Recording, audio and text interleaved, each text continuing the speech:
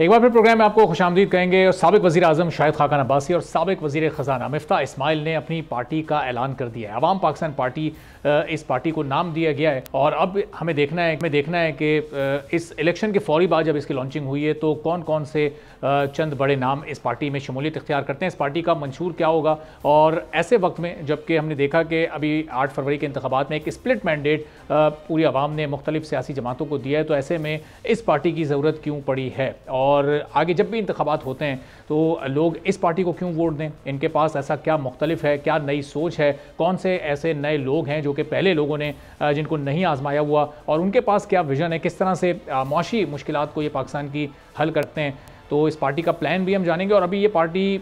समझें कि अपने बहुत ही इब्तदाई दिनों में अभी इसकी रजिस्ट्रेशन भी नहीं हुई है कि इस पर एतराज़ पहले से आ गया है, क्योंकि इसी से मिलते जुलते एक और नाम की पार्टी इलेक्शन कमीशन में रजिस्टर्ड है जिसका नाम है हम अवाम पाकिस्तान पार्टी, और उसके चेयरमैन अमजद चौधरी साहब ने इलेक्शन कमीशन से रब्ता किया है जिसमें उन्होंने इस पार्टी के नाम पर एतराज़ किया है कि अवाम पाकिस्तान पार्टी का नाम हमारी जमात से मिलता जुलता है, और चूँकि हमारी जमात 4-5 साल से इलेक्शन कमीशन में रजिस्टर्ड है और हमारा वोट बैंक भी है, तो अगर ये पार्टी इसी नाम से रजिस्टर होती है तो हमारे वोट बैंक पर असर पड़ सकता है। अब इस पार्टी के क्या प्लान्स हैं, क्या मुस्तकबिल है, कौन कौन इसमें शामिल होने जा रहा है, कौन कौन ऑलरेडी शामिल हो चुका है, पूरी सूरत हाल पर हम गुफ्तगू करेंगे। डॉक्टर ज़फ़र मिर्ज़ा साहब अवाम पाकिस्तान पार्टी के सीनियर रहनुमा हमारे साथ मौजूद हैं। डॉक्टर साहब, बहुत शुक्रिया प्रोग्राम के लिए, आपने वक्त निकाला। सबसे पहले तो ये बताइएगा कि ये इस जमात की ज़रूरत क्यों पड़ी। शाहिद खाकान अब्बासी साहब, मिफ्ता इस्माइल साहब बड़े मनसबों पर फ़राइज़ अंजाम दे चुके हैं, अपनी जमात से वो अलहदा हुए, पिछले इलेक्शन का नतीजा सबके सामने है, तो इस नई जमात को लॉन्च करने की क्या ख़ास ज़रूरत थी? बात यह है जी कि पाकिस्तान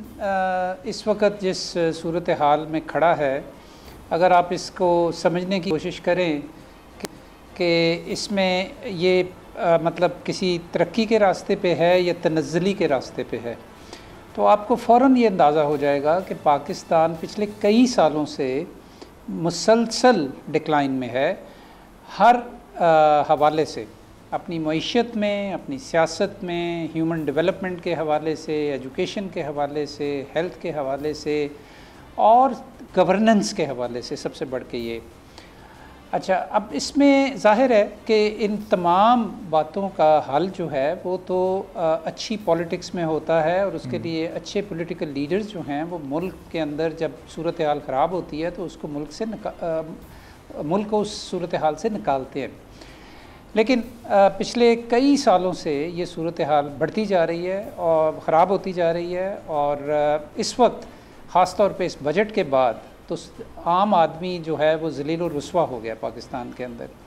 अदारे जो हैं वो बाहम चपकलिश में हैं, आइन की पासदारी नहीं हो रही, अदालतें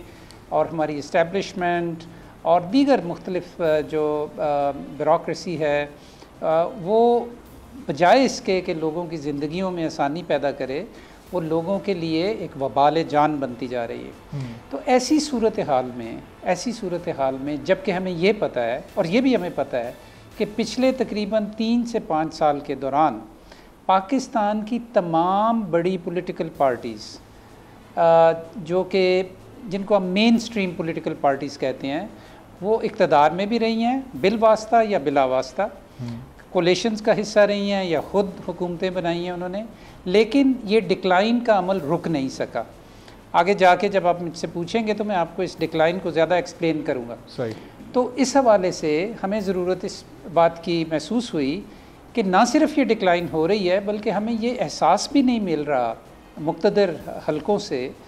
कि उनको इसकी फ़िक्र है और वो इस अमल के बारे में उनको तशवीश है और वो इस सिलसिले में कुछ करना चाहते हैं। क्योंकि अगर उनको ये तशवीश होती तो वो कुछ ऐसे इक़दामात करते कि वो एक दूसरे के साथ मिल बैठते, वो इसका कोई हल निकालते, वो लॉन्ग टर्म प्लानिंग करते, लेकिन हमें कोई ऐसी चीज़ नज़र नहीं आ रही। और जो बड़ी पार्टीज़ हैं वो हमने ये भी देखा है पिछले कुछ अरसे के अंदर कि उनकी ज़्यादा दिलचस्पी पावर हासिल करने में है, वो लोगों के आम मसाइल को हल करने से नहीं है। तो एक इक़्तिदार की बंदर बांट का खेल है जिसके अंदर मुख्तलिफ कोलेशंस बनती हैं, जिसमें वो हुकूमतें बनती हैं और वो आपस में मुख्तलिफ वजारतें बांट लेते हैं और वो समझते हैं कि यही कामयाबी है। हालांकि पाकिस्तान के अंदर आम आदमी की हालत बद से बदतर होती जा रही है। तो ये वो तमाम वजूहात हैं कि जिसकी वजह से शाहिद खाकान अब्बासी और मिफ्ता इस्माइल ने अपनी पार्टीज़ भी छोड़ी, क्योंकि उनको ये भी लगा कि वो पार्टीज़ भी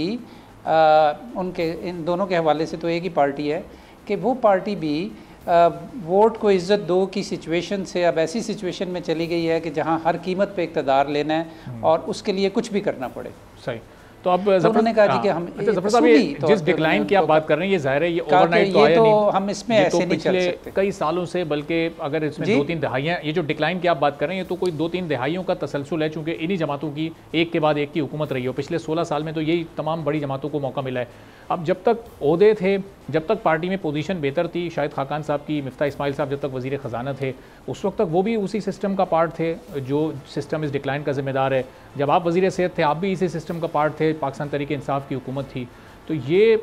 उस वक्त जब किसी के पास इख्तियार होता है या पावर होती है या ओहदा होता है, तो आपको नहीं लगता कि ये वाली सोच उस वक्त नहीं काम कर रही होती जब ज़रा पार्टी थोड़ा साइडलाइन कर देती है, तो फिर ये सोच निकल कर आती है कि कोई नई पार्टी बनाते हैं, फिर ज़रा थोड़ी इनकलाबी सोच लेकर आते हैं, फिर नई बातें करते हैं? जी, आपका ये सवाल एक लिहाज से जायज़ है, और जो लोग भी किसी हवाले से भी इक़्तिदार में रहे हैं, वो हमारे लीडर्स हों या कोई और लीडर्स हों, वो बिल्कुल उसकी ज़िम्मेदारी पार्टली उनके ऊपर भी आती है। लेकिन एक पॉइंट आता है अरबाब साहब इंसान की ज़िंदगी में कि जब वो ये सोचता है कि इनफ इज़ इनफ, मैं इससे आगे नहीं चल सकता या चल सकती, और फिर उस पॉइंट पे आके आप अपने रास्ते जुदा भी करते हैं, मुख्तलिफ़ रास्ते इख्तियार करते हैं ताकि आप उन चीज़ों को कि जिनके बारे में आप डिस्टर्ब है उनके लिए कुछ कर सकें। मैं आपको मिसाल दूंगा, हमारे जो कायदे आज़म मोहम्मद अली जिन्ना जो थे, आपको मालूम है कि वो कांग्रेस में थे, हिंदू मुस्लिम यूनिटी के बहुत बड़े दाई थे। लेकिन एक पॉइंट आया कि उनको लगा कि ये कांग्रेस जो है ये मुसलमानों के जो मसाइल हैं उनको हल करने में इसकी वो सीरियसनेस नहीं है, और ये रेटोरिक्स ज़्यादा है, लेकिन मुस्लिम्स विल बी इफ़ेक्टेड। तो उन्होंने काफ़ी रिफ्लेक्शन के बाद अपनी पार्टी तब्दील कर ली और वो मुस्लिम लीग में आ गए। तो ऐसा नहीं है कि आप इसको तनकीद बराए तनकीद के तौर पे ये बात करें, लेकिन डेफिनेटली एक पॉइंट ऐसा आता है कि आप ये सोचते हैं कि अब हमें कुछ मुख्तलिफ करना चाहिए, क्योंकि जो हो रहा है अगर वो मसाइल को हल कर सकता तो अब तक ये मसाइल किसी हद तक हल हो चुके हो। सब्सक्राइब करें और बेल दबाएं ताकि कोई खबर रह न जाए।